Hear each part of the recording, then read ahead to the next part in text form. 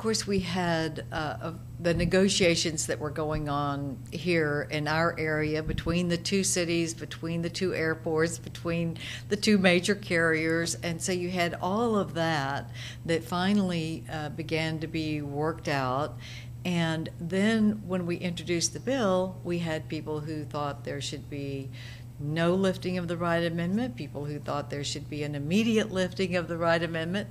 And so we really had to negotiate going forward with the members of Congress who had competing interests and cities that had competing interests, because some wanted to have the Wright Amendment lifted earlier so that Southwest could go to their cities.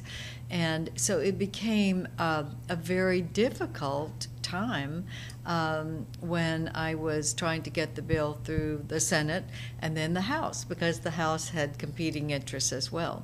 So it was quite a feat for all of us who worked on it to finally get the resolution. I was very concerned when they decided that it might be something that they would weigh in on, because of course it was not anti-competitive, it was pro-competitive, and it was beginning to have too many cooks in the kitchen. And so that was another thing that we had to overcome, because we were also fighting the time clock, because the end of the session was going to be the end of that whole 2-year session of Congress. And I didn't want to lose the opportunity to pass the bill, because then I would have had to start all over, because it would have been a new session of Congress after the elections. And I knew that after all the pieces were finally put together, that we didn't want to start with a new Congress and new people having new things they wanted to add or subtract. And so I was in a time crunch. So the Justice Department starting to talk about, well, they wanted to, weigh in on this, was another time factor.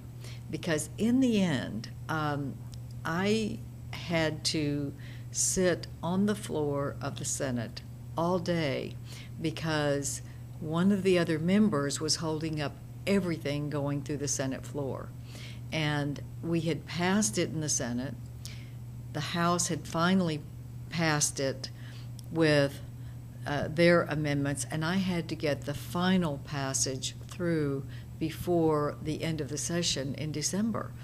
And that became a real chore as well, because once we got the bill finally done, conference committee report from the House and Senate, then all the bills were being held up going through the Senate, and I had to sit on the floor because the senator who was holding everything up agreed that if I were there, she would lift the hold for my bill and then put it back on for every other bill that was being considered. So I sat on the floor until the time came.